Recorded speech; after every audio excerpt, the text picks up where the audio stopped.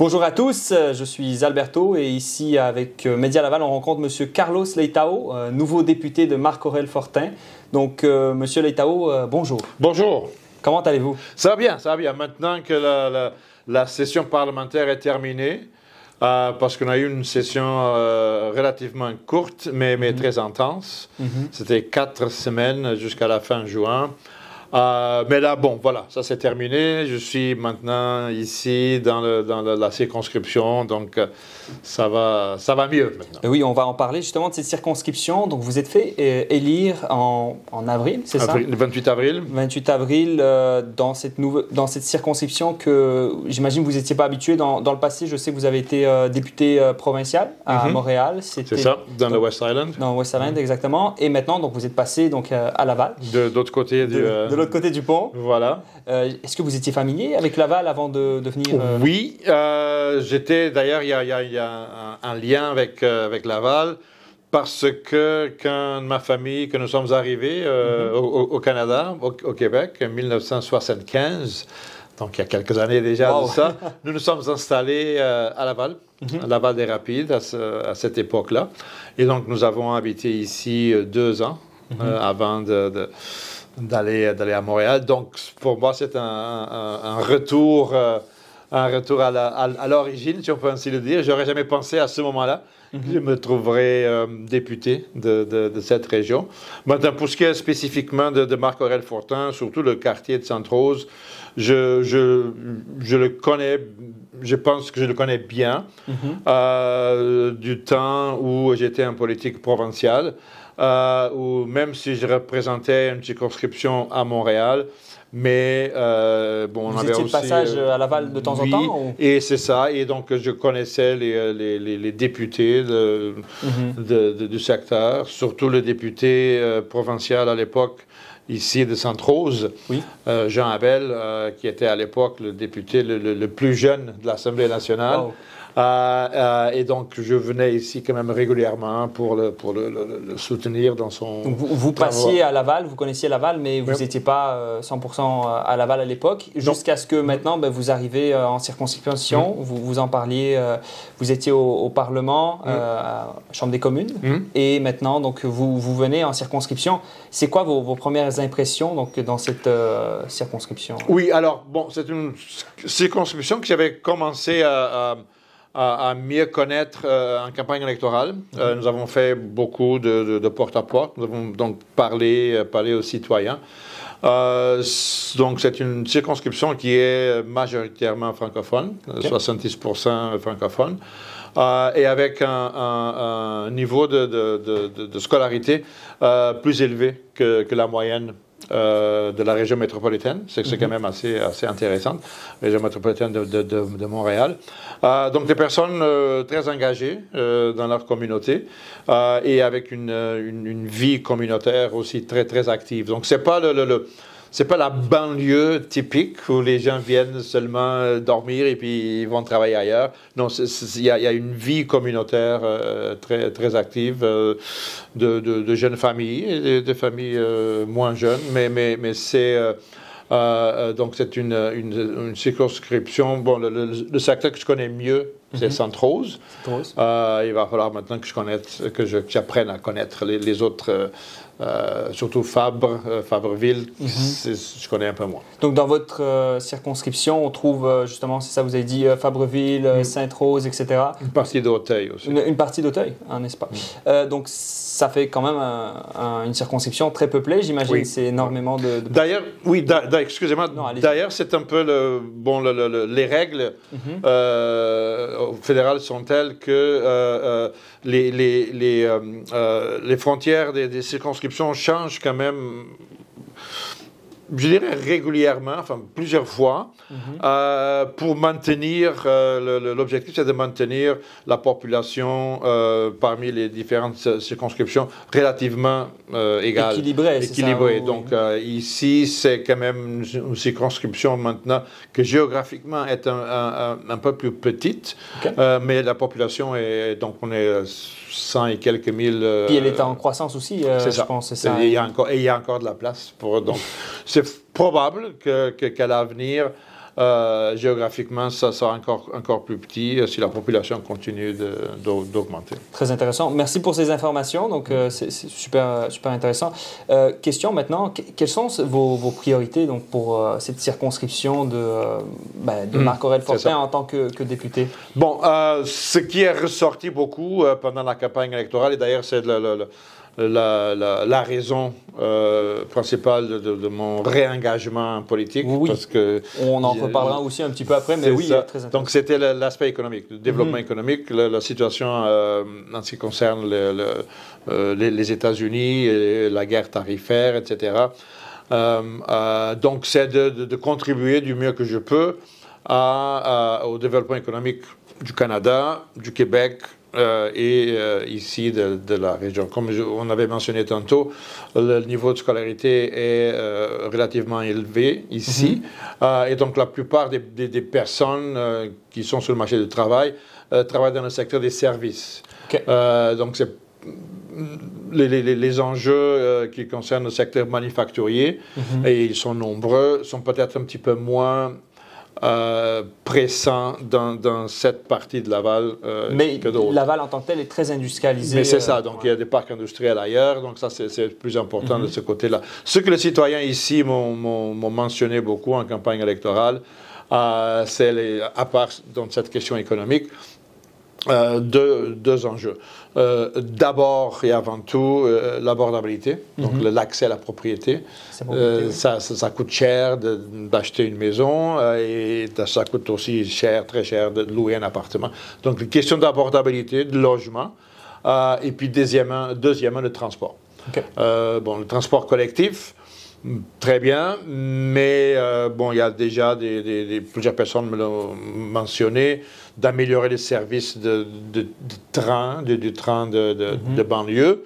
Il y a 2 stations de train dans... Et c'est fédéral, le train? Non, mais le gouvernement fédéral peut, et il le fait, donner des subventions à l'opération. Okay. Des trains de banlieue, par exemple. Et aussi, il y a un projet que le maire de Laval tient beaucoup, il aimerait beaucoup, la construction d'un soit un métro ou un tramway, enfin un nouveau REM est-ouest.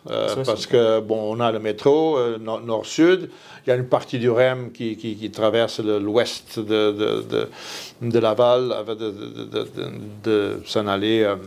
Je pense que c'est à Sainte-Dorothée. Sainte-Dorothée, c'est ça. Donc, peut-être, puisqu'il y a une partie du REM qui est déjà à Laval, sur Sainte-Dorothée, est-ce que ce serait possible de construire une nouvelle ligne qui traverserait Laval d'ouest mais je pense que c'est ça, les priorités du maire, c'était ça. Mais vous les avez rencontrés, les représentants locaux, donc municipaux et provinciaux, j'imagine. Donc, cette question d'améliorer le transport est-ouest, c'est une question importante. Et là, oui, pour des questions d'infrastructure, le gouvernement fédéral participe plus généralement à la hauteur de 40% du coût de ces infrastructures-là.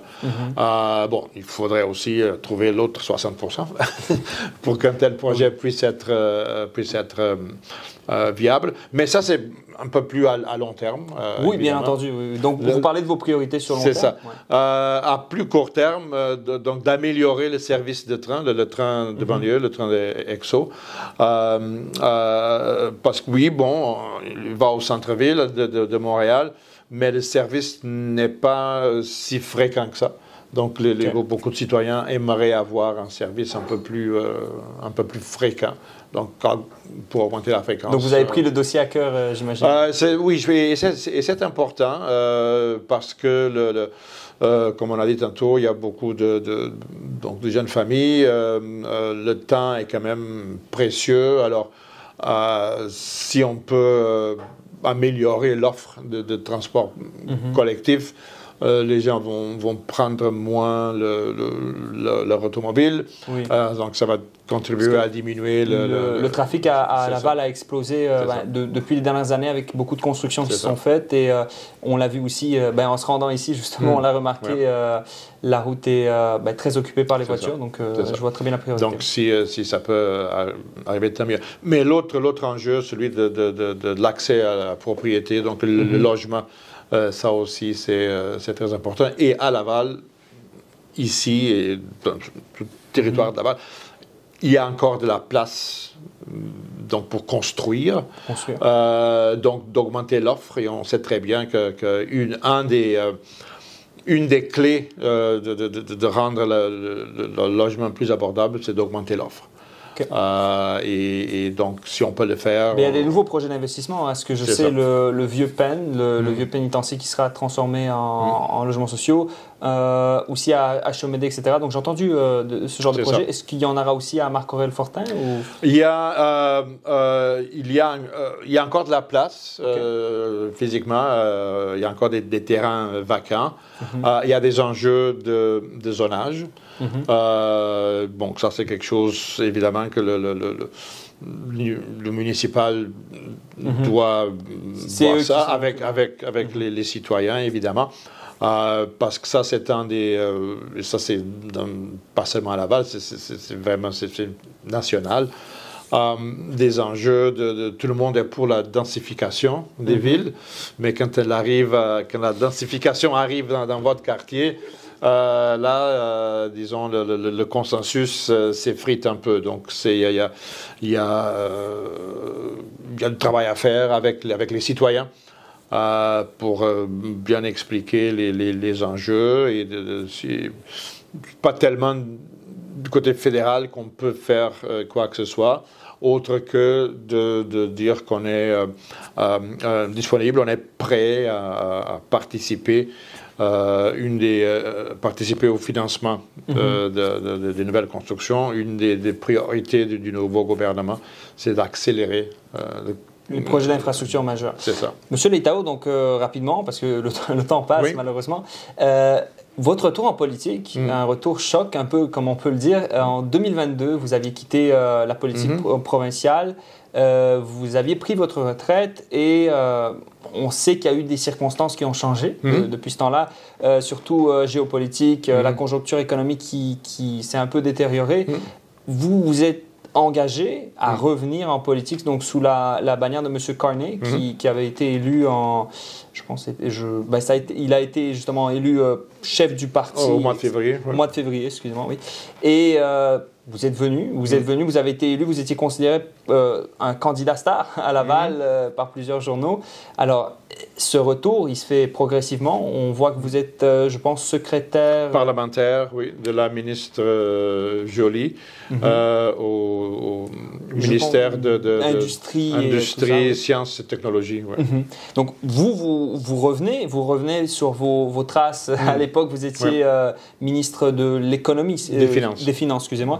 Vous étiez ministre des Finances du Québec, un poste prestigieux, le plus haut en la matière. Donc là, c'est un retour aux sources. On a entendu votre discours pendant la campagne. Vous disiez être revenu à cause des circonstances, effectivement, mais aussi pour laisser, selon vos mots, pour votre famille, un meilleur avenir. Oui, en effet. Avenir, et vous aviez cité justement vos nièces, etc. Mais c'est... ce retour, donc, il s'est fait progressivement. Est-ce que ça a été sur un coup de tête ou ça a été vraiment... Non, c'est quelque chose qui... j'avais pris donc la décision de quitter la vie politique en 2022, après l'élection d'octobre 2022. Je demeurais quand même engagé dans la sphère de politique publique. Parce que j'étais membre du conseil d'administration de la Banque du Canada. Donc, je gardais un lien avec l'économie et tout ça. Après l'élection américaine et l'arrivée au pouvoir de M. Trump avec ses idées particulières, disons-le, disons-le comme ça. Et vraiment, ça pose... à mon avis, et beaucoup de personnes, et d'ailleurs c'était ce que j'entendais de beaucoup de citoyens de Marc-Aurèle-Fortin, en campagne électorale, ça pose vraiment des questions existentielles pour l'économie canadienne. Et pour la souveraineté canadienne, parce qu'il menaçait une annexion. C'est ça, et ce n'était pas une blague. Il était vraiment sérieux. Écoutez, vous n'avez qu'à devenir un État américain et voilà, tous vos problèmes sont réglés. Non, on ne va pas faire ça. Vous n'étiez pas d'accord avec lui, 100%? Non. Et entre-temps, la conception que M. Trump, et il n'est pas tout seul, et ses acolytes au gouvernement et même au Congrès, la conception qu'ils ont du commerce international est vraiment une conception très... c'est du 19e siècle. C'est même pas du 20e, c'est du 19e siècle. Ce qui est particulièrement dommageable pour une économie comme la canadienne, qui est très, très intégrée à l'économie américaine. Donc, tout notre secteur industriel, on fait partie de la même chaîne d'approvisionnement. Donc, maintenant, de mettre des barrières à ce commerce-là, ça crée des gros enjeux pour tout ce qui est industrie, etc. Puis, il y a beaucoup de gens, à Laval aussi, parce qu'on le voyait sur le terrain, qui étaient inquiets à cause des tarifs qui ont été mis en place, que M. Trump menace encore. Refuse de négocier, etc. Il demande des garanties, etc. C'est un personnage qui a fait changer justement votre décision aussi de sortir de la retraite, mettre votre cap Canada. C'est ça, et donc de revenir et de contribuer à ce processus de diversification de l'économie canadienne. La façon dont je peux le faire, je vais le faire. Il faut qu'on trouve des nouveaux marchés, il faut qu'on trouve des nouvelles façons de, par exemple, diminuer les barrières internes au commerce intercanadien. Comment est-ce qu'on peut mieux protéger notre secteur industriel, mais aussi notre secteur minier. Et puis même maintenant, l'administration américaine a des visées sur même le secteur des services, qui est très, très important au Canada, que ce soit même l'industrie des services financiers, les banques. Lui, il a cette idée que les banques canadiennes, que le Canada empêche les banques américaines. Mais non, c'est pas ça du tout. Donc, c'est une vision très particulière du monde. Ce que fait, comme notre chef l'avait dit, le Premier ministre, le monde qu'on connaissait avant novembre 2024, ce monde-là n'existe plus. On est dans un nouveau monde, on va toujours essayer de négocier un arrangement quelconque avec les États-Unis. On ne change pas la géographie, ils sont toujours nos voisins. Mais il faut qu'on trouve d'autres moyens de continuer, nous, à évoluer. Alors, c'est un grand effort. Et on a indiqué déjà qu'on va, par exemple, augmenter significativement notre investissement dans la défense nationale, parce que c'est nécessaire de le faire, mais on va le faire aussi pour en maximisant les retombées économiques. Donc, que notre secteur industriel puisse aussi avoir accès à ces marchés publics canadiens qui vont être beaucoup plus important à l'avenir. Donc, vous soutenez, comme M. Carney, un Canada fort, comme il l'a répété pendant la campagne. Alors, M. Letao, ça se passe comment, ce retour? C'est difficile ou c'est... Je ne vous dirais pas que c'est... C'est pas que c'est difficile, mais ça a été très intense parce que la session parlementaire a commencé très vite après l'élection, donc élection le 28 avril. Tout de suite, je pense que c'était le 21, le 20, le 21, quelque chose comme ça, du mois de mai, qu'on commence les travaux parlementaires. C'est assez rapide. Généralement, la transition prend plus de temps. Et puis, une session parlementaire qui a duré 4 semaines, très intense aussi, où on a fait approuver 5 projets de loi que nous jugeons être très importants. Donc, il fallait tout faire ça dans un court laps de temps. Alors, c'était très intense. C'est pour ça, pour une raison que les citoyens ne m'ont pas vu souvent entre le 28 avril et maintenant le début juillet, on ne m'a pas vu souvent ici parce que justement, on était à Ottawa. Dès votre retour maintenant en circonscription, là, maintenant, vous comptez être présent, j'imagine, pour les citoyens. Oui, c'est ça. Découvrir les organismes, les institutions sur place. En effet, c'est pas parce que la Chambre des communes ne siège pas. Ça ne veut pas dire que nous, les députés, nous ne sommes pas en vacances. Nous sommes au travail. Mais vous prenez des vacances au mois d'août, je vais prendre quelques semaines. Mais maintenant, on est ici, on est au travail. Et le travail, maintenant, à très court terme, c'est de juste ne pas rester très longtemps ici au bureau et d'aller sur le terrain, de parler aux gens, de remercier ceux qui ont voté pour nous et de continuer à dialoguer avec eux pour voir quels sont les enjeux. Nous avons maintenant une période un peu... on est en période d'attente parce qu'on pense, au gouvernement, on pense qu'on sera capable de trouver une entente avec M. Trump d'ici le 21 juillet. Pour l'instant, est-ce que c'est... Ça demeure toujours sur les rails. Les conversations se poursuivent toujours, mais comme vous avez dit tantôt, c'est un personnage très imprévisible et pendant cette période-là, on a déjà imposé des nouvelles... On menace d'imposer de nouveaux tarifs sur le cuivre maintenant.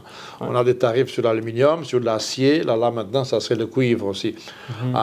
Qu'est-ce qui va encore sortir de son chapeau? On ne sait pas trop tôt. On sait, par exemple, que la situation vis-à-vis d'autres pays et des pays alliés, que ce soit la Corée du Sud, que ce soit le Japon, bientôt aussi l'Union européenne, il y avait eu un certain intervalle où les tarifs qui avaient été annoncés ont été suspendus, mais là maintenant il semble qu'ils veulent les remettre d'ici le début d'août. Donc tout est encore très flou, ça crée de l'incertitude. Et c'est ça le grand enjeu, c'est que toute cette incertitude-là, d'une certaine façon, paralyse l'investissement privé. Donc beaucoup d'entreprises choisissent de ne pas poursuivre des projets d'expansion, de création d'emplois, etc., parce qu'ils ne savent pas exactement quel sera le cadre réglementaire à l'avenir. Malgré la forte croissance de Laval qui a explosé niveau économiquement, construction, investissement, etc. Mais oui, on sent un ralentissement. Monsieur Leitao, merci beaucoup pour votre temps. Merci à vous. Bonne chance en circonscription et dans vos prochaines aventures. Et vous allez me voir dans les rues de Marc-Aurèle-Fortin au cours des prochaines semaines. Je vais aller visiter aussi plusieurs commerces locaux et des institutions. Une des choses que j'avais remarqué au début, c'est qu'à Laval, il y a une vie communautaire très active. Donc, les organismes que j'avais visités pendant la campagne électorale, je veux y retourner pour les remercier et aussi de voir quelles sera la suite des choses. Qu'est-ce qu'on pourra faire ensemble à l'avenir. Merci pour tout. Merci à vous.